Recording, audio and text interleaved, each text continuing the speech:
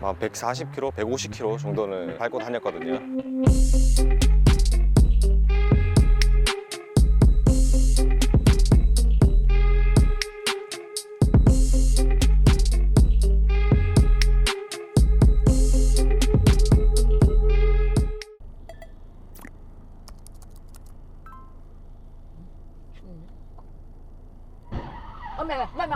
우리. 아유. 춥네.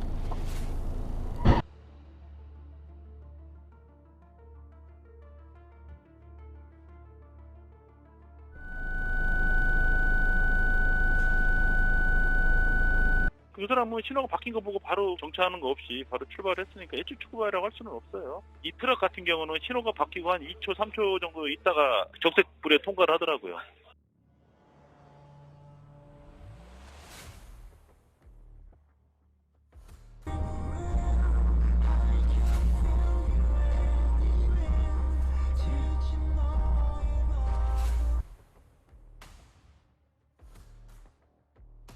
직진 신호 켜져 있는 거 보고 가고 있었고 갑자기 앞에서 차가 나오더라고요. 그러니까 뭐 어떻게 피할 수가 없었어요.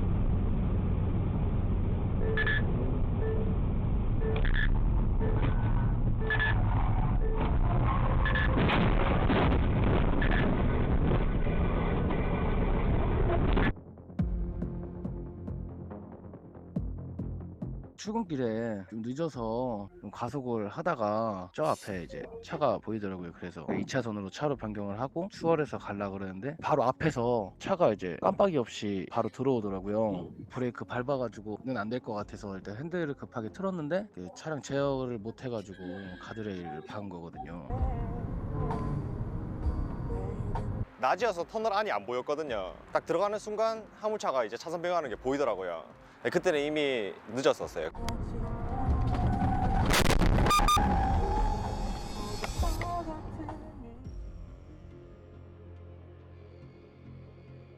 고속도로에서는 한 140km, 150km 정도는 밟고 다녔거든요. 100km로 달리면 좀 답답한 느낌이 있어요. 달리다 보면 속도를 보면 한 130, 140 이 정도는 기본으로 밟고 있더라고요, 제가.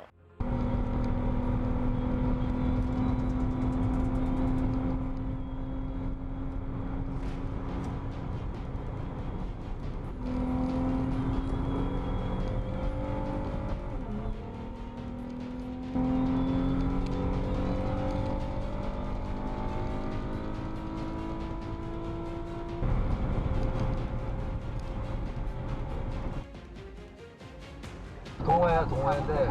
오, 사고 났다.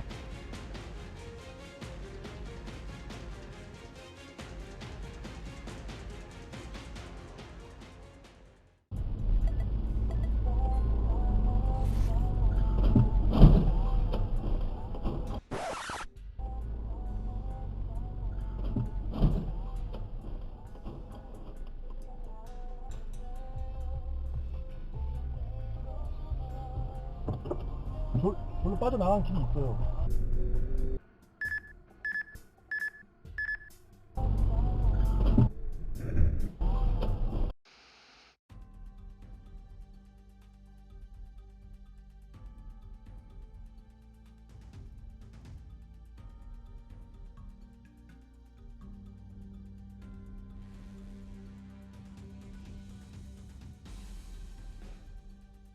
최 씨가 실질적으로 지배한 한국 동계 스포츠 영재센터에 지원한 16억 원도 뇌물로 인정. 한 3대 정도의 차량이 좌회전을 하고 트럭 차량도 같이 좌회전을 하는 상태에서 검정색 차량이랑 충돌이 있었죠.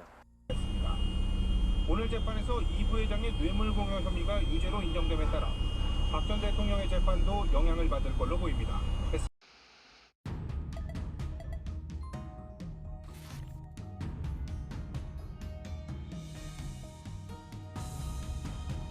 신호도 없고 정지선도 없는 그런 교차로에서 우측에서 나오는 차를 발견할 수 없는 상황이어서 진입을 했는데 우측에서 차가 갑자기 나오면서 저희 차를 전복시킨 거죠.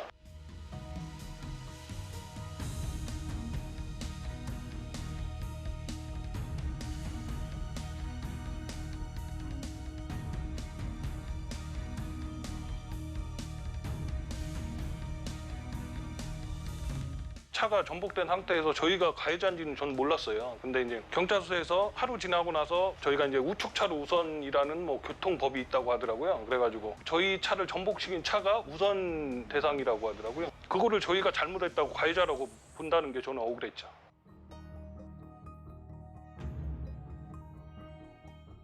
(7대 3으로) 저희가 역전하게 됐습니다.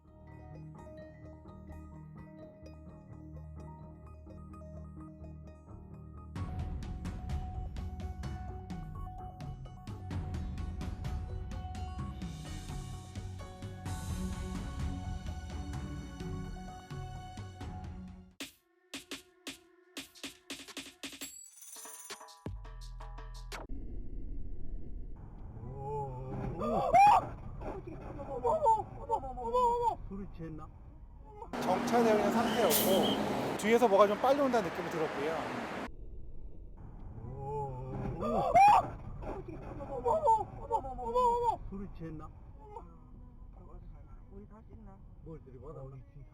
과속사고거든요. 그냥 뒤에서 추돌한 사고. 사람 속도가 94.7로 나와요.